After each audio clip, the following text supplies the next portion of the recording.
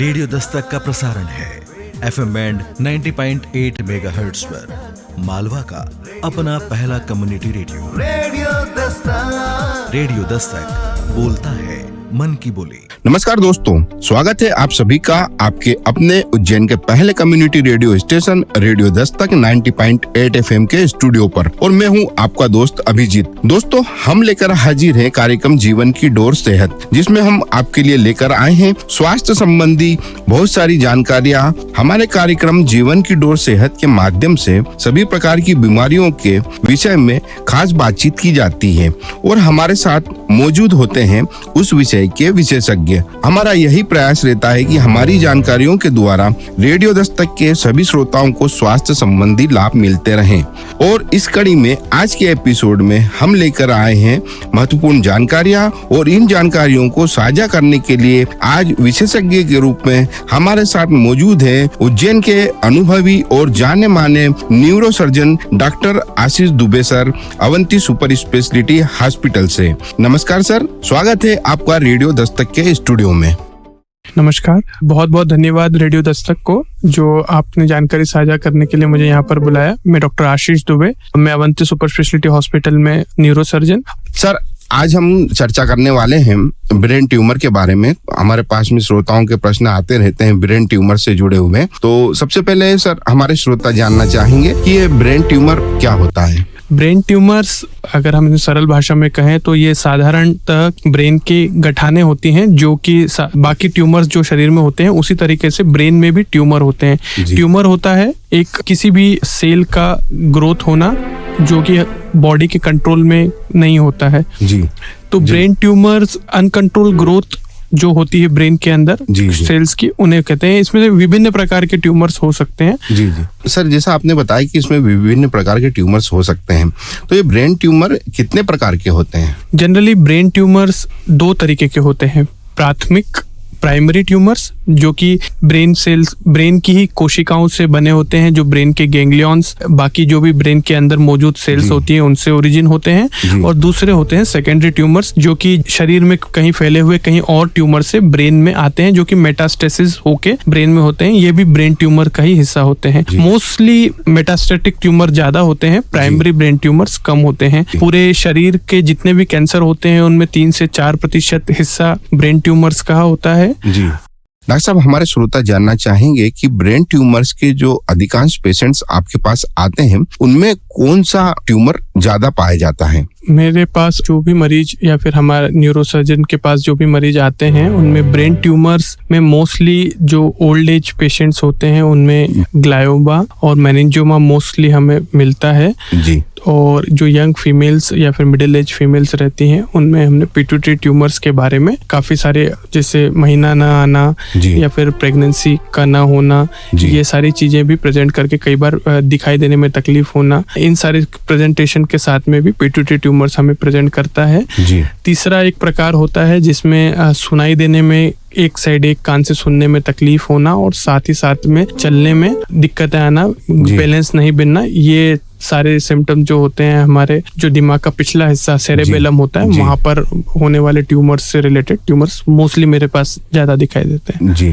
तो सर, इसी क्रम को आगे जारी रखते हुए हम ये जानना चाहेंगे कि क्या सारे ब्रेन ट्यूमर कैंसर होते हैं? सारे ब्रेन ट्यूमर कैंसर नहीं होते, लेकिन ब्रेन ट्यूमर्स खतरनाक हो सकते हैं क्योंकि जो हमारा दिमाग है, जो हमारा मस्तिष्क है, एक बंद हिस्से में रहता है और उसमें किसी भी प्रकार की जगह के लिए कोई ज्यादा स्कोप नहीं रहता है। तो किसी भी अनकंट्रोल ग्रोथ होने की वजह से ब्रेन में तकलीफ हो सकती है।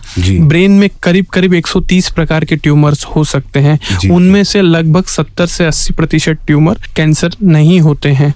केवल 20% ट्यूमर ही कैंसर होते हैं जिनसे बार बार होने का और जिनका ठीक ना होने का ज्यादा करता है। बाकी कैंसर ठीक किए जा सकते हैं जी। तो दोस्तों, जैसा कि डॉक्टर साहब ने बताया कि सारे ही ट्यूमर जो ब्रेन ट्यूमर होते हैं वो कैंसर नहीं होते हैं। उसमें से 70 या 80% जो ट्यूमर होते हैं वो सामान्य ट्यूमर होते हैं, और कुछ जो 20% जो ट्यूमर के बारे में सर ने बताया कि वहाँ उनमें कैंसर होने की संभावना हो सकती है। तो ये बहुत ही अच्छी जानकारी डॉक्टर साहब ने हमें साझा की कि सभी ब्रेन ट्यूमर कैंसर नहीं होते हैं। सर, इसी क्रम में हमारे श्रोता जानना चाहेंगे कि ये ब्रेन ट्यूमर किन कारणों से होता है? ब्रेन ट्यूमर्स के बारे में अभी तक कोई स्पेसिफिक चीजें नहीं पता है, लेकिन मोस्टली जो सामान्यतः ब्रेन ट्यूमर्स होते हैं बढ़ती हुई उम्र के साथ में ब्रेन ट्यूमर्स हो सकते हैं। ब्रेन ट्यूमर्स का दूसरा महत्वपूर्ण कारण होता है जेनेटिक्स एबनॉर्मेलिटी। कई प्रकार के म्यूटेशन और परिवर्तन जो शरीर के जीन्स में होते हैं उसकी वजह से ब्रेन ट्यूमर्स हो सकते हैं।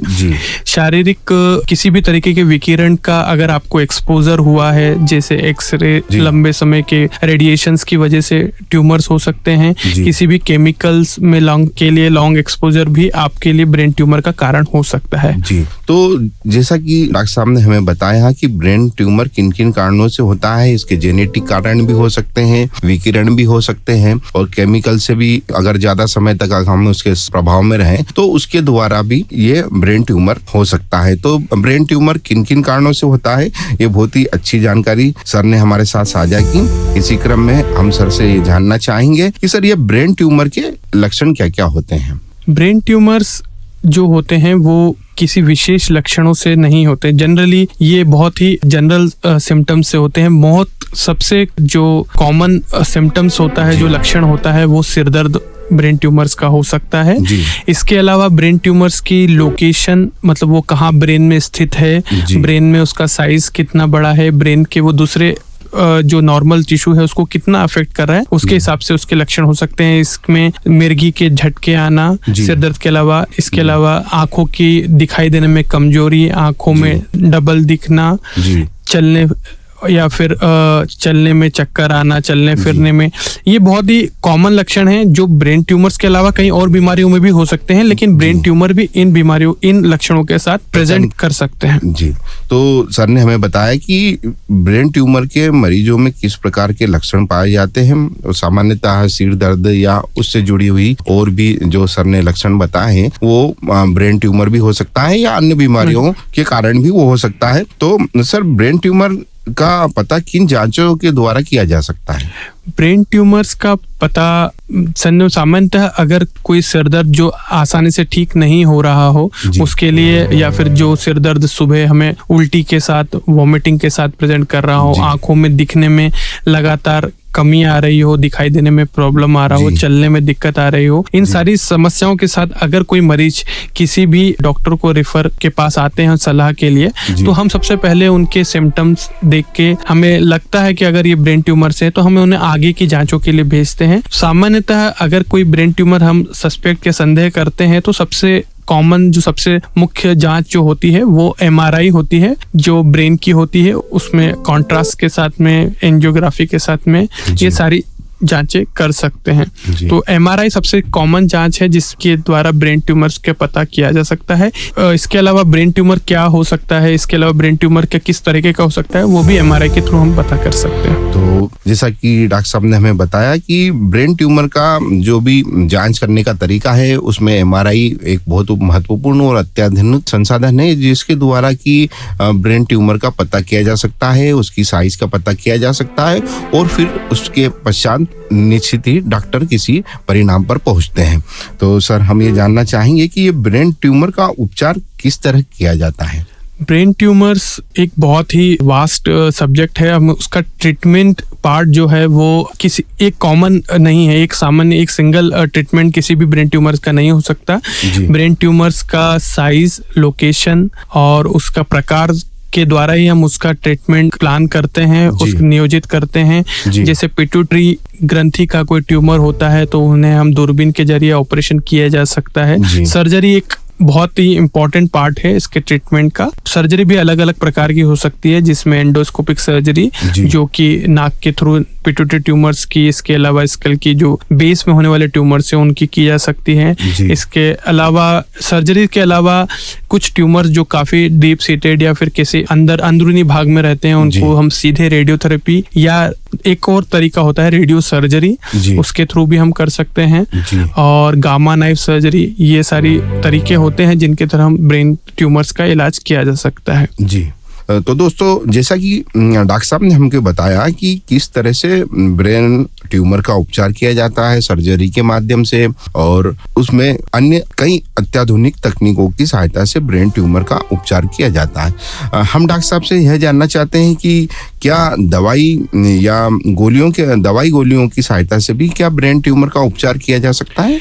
कुछ ट्यूमर्स जो कि बहुत जल्दी ग्रो नहीं करते, जिन्हें हम बिनाइन ट्यूमर्स या नॉन कैंसरस ट्यूमर कहते हैं, अगर उनका साइज छोटा होता है तो हम उनको ऑब्जर्वेशन के लिए दवाइयों के साथ में जो भी उनका सिम्टम है उसके थ्रू हम कर सकते हैं। लेकिन ट्यूमर का ग्रोथ रोकने के लिए दवाइयों का उपयोग अभी तक तो बहुत ज़्यादा उपयोगी नहीं रहा है, लेकिन अभी अत्याधुनिक दवाइयाँ, कई बार इम्यूनोथेरेपी, बायोलॉजिकल थेरेपी, ये सारी अवेलेबल हैं, जिनमें अभी ट्रायल चल रहे हैं, जिनमें दवाइयों के थ्रू भी हम ब्रेन ट्यूमर को रोकने में मदद कर सकते हैं। तो बहुत ही अच्छी जानकारी डॉक्टर साहब ने हमें साझा की कि सर्जरी के अलावा भी और कई अत्याधुनिक पद्धतियों की खोज या जांच की जा रही है या उन पे अभी काम किया जा रहा है कि जिसकी सहायता से गोली दवाइयों की सहायता से भी ब्रेन ट्यूमर का भविष्य में इलाज किया जा सकता है। सर, हम थोड़ा सा यह जानना चाहेंगे कि ये ब्रेन ट्यूमर के जो मरीज रहते हैं, अगर उनका दवाइयों की सहायता से अगर उनका इलाज किया जा रहा है तो उन्हें किस तरह के खान पान की आवश्यकता होती है?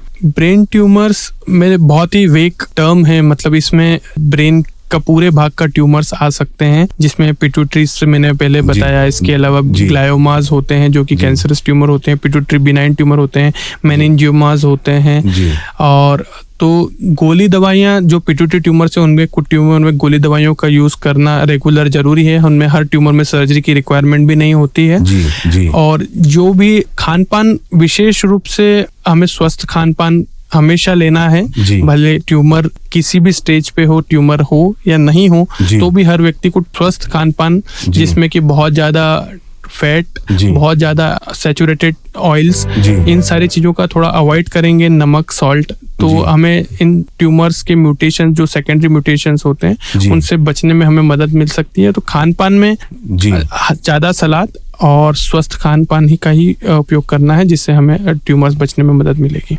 जी, जैसा कि सर ने बताया कि किस तरह के खान पान जो दवाइयों के द्वारा जो सामान्य ब्रेन ट्यूमर का उपचार किया जाता है, तो उसमें किस प्रकार का खान पान और रहन सहन के द्वारा उस समय हमें ब्रेन ट्यूमर के मरीजों को सहायता मिल सकती है। हमारे श्रोता सर यह भी जानना चाहेंगे कि ये ब्रेन ट्यूमर बचाव के क्या क्या तरीके होते हैं? ब्रेन ट्यूमर्स का जैसे कारण हमने बताया था कि इसके कोई विशेष स्पेसिफिक कारण नहीं है। कई बार ये जेनेटिक्स की वजह से होता है, कई बार एनवायरमेंटल जो वातावरणिक कारण होते हैं उनकी वजह से होता है, लेकिन अभी तक जो ज्ञात कारण है उनमें रेडिएशन का एक्सपोजर जो मैंने बोला है उससे बचना, केमिकल का प्रोलॉन्ग एक्सपोजर से बचना, ज्यादा तनाव ना लेना, मानसिक अपने मस्तिष्क को स्वस्थ रखने के लिए रेगुलर एक्सरसाइज करना, इन सारी चीजों का समय समय पर अपने स्वास्थ्य का चेकअप कराते रहना, इन सारी चीजों के से ही हम आने वाले किसी भी बीमारी से बच सकते हैं, और ट्यूमर भी उसमें से एक है। जी, जैसा कि सर ने बताया कि ब्रेन ट्यूमर से बचाव के क्या तरीके होते हैं, अब सर हमारे श्रोता जानना चाहेंगे कि किस आयु वर्ग वाले व्यक्तियों को ब्रेन ट्यूमर होने की संभावना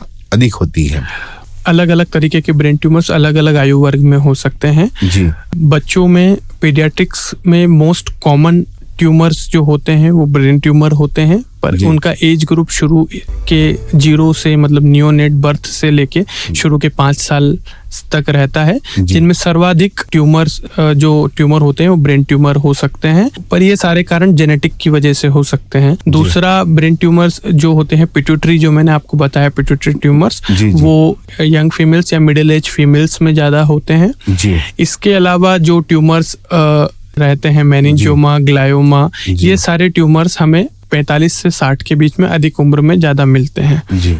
तो अलग अलग तरीके के ब्रेन ट्यूमर्स अलग अलग एज ग्रुप में मिलते हैं, और उनका सभी का ट्रीटमेंट भी अलग अलग हो सकता है। जी, तो जैसे सर आपने बताया कि आयु वर्ग के अनुसार ये किन में ब्रेन ट्यूमर होने की किस आयु वर्ग में संभावना होती है, तो ये महिला और पुरुषों में भी इसका वो समान रहता है सर? कुछ विशेष प्रकार के ट्यूमर्स ज्यादा जो होते हैं वो महिलाओं में ज्यादा होते हैं, जी। कुछ विशेष प्रकार के ट्यूमर्स पुरुषों में ज्यादा होते हैं, जी। पर उनका रेशो इतना सिग्निफिकेंट नहीं है कि हम उन्हें बोल सकें। फिर भी पिट्यूटरी ट्यूमर्स जो होते हैं जी। वो फीमेल्स में कॉमन होते हैं, मतलब सामान्यतः पाए जाते हैं। मेनिंजियोमा भी ट्यूमर्स फीमेल्स में थोड़े ज्यादा रहते हैं एज कम्पेयर टू मेल्स, जी। बट लगभग सभी ट्यूमर्स का फ्रीक्वेंसी मेल टू फीमेल 1:1 ही है। तो सर जैसे ब्रेन ट्यूमर की सर्जरी करने के पश्चात तो ये ट्यूमर के ऊपर डिपेंड करता है कि वो कितनी अवधि में पेशेंट इसमें रिकवर होगा, या कुछ विशेष समयावधि रहती है ट्यूमर के हिसाब से उसको निर्धारित किया जाता है?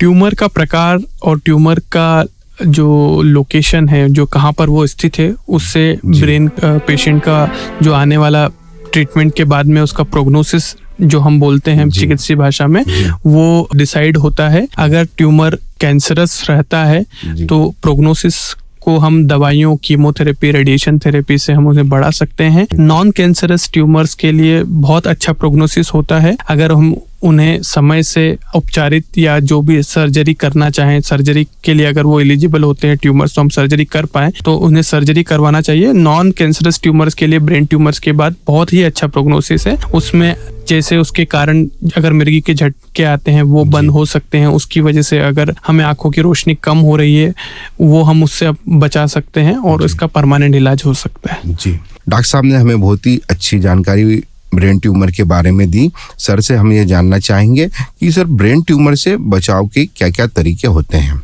ब्रेन ट्यूमर्स के बारे में शुरू में पता लगना बहुत ही मुश्किल होता है। जो सामान्य लक्षण से अगर हमें लगता है कि हमारा सिर दर्द जो कि नॉर्मल दवाइयों से ठीक नहीं हो रहा है, लगातार आंखों में कमजोरी आना, ये सारी चीज़ों के बारे में अगर लक्षण आते हैं तो तुरंत चिकित्सीय सलाह लेना शुरुआती स्टेज में ही सबसे ज़्यादा जरूरी है। लगातार झटके जो कि दवाइयों से भी कम नहीं होते हैं, उनके बारे में भी लगातार चिकित्सीय सलाह लेना और उसके अकॉर्डिंग चिकित्सीय सलाह के अनुसार हमें जो भी इमेजिंग या जो भी सलाह दी जाए उसका पालन करना ब्रेन ट्यूमर के बचाव के सबसे आसान और सबसे इफेक्टिव तरीका है। इसके अलावा बचने के लिए मैंने पहले भी कहा है, जैसे आप तनाव रहित जीवन जीना, अच्छा खान पान और नियमित रूप से व्यायाम, ये हम कर सकते हैं। और कुछ भी अगर ऐसा लक्षण हमें लगता है तो हमें तुरंत चिकित्सीय सलाह लेना।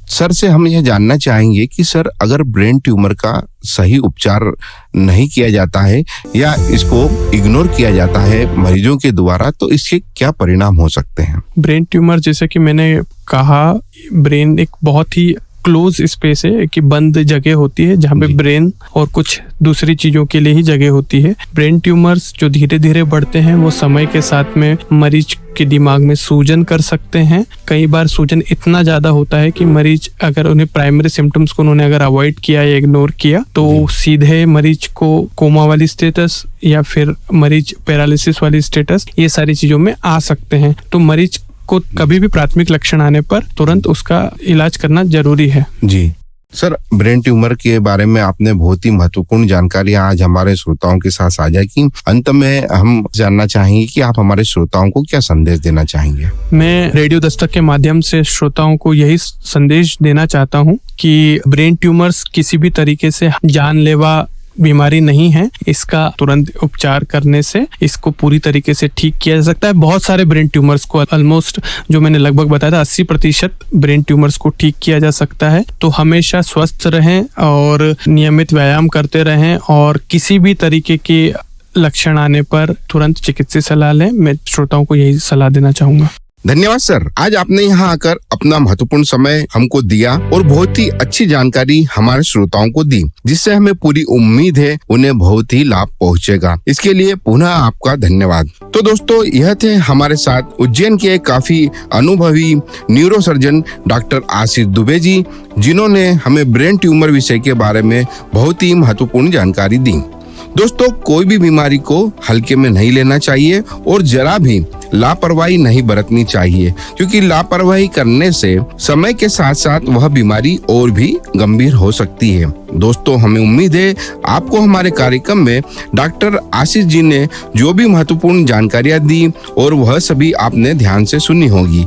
और अगर ब्रेन ट्यूमर्स के विषय के संबंध में आपको कोई भी समस्या या आपके किसी परिचित या परिवारजन को कोई समस्या है, तो आप उन्हें भी यह सभी जानकारियों से अवगत करें और उन्हें प्रेरित करेंगे कि वे लापरवाही न बरतें और अपनी बीमारी का ठीक ढंग से इलाज कराएं। दोस्तों, हमें पूरी उम्मीद है आज का कार्यक्रम आप सभी के लिए लाभप्रद सिद्ध होगा।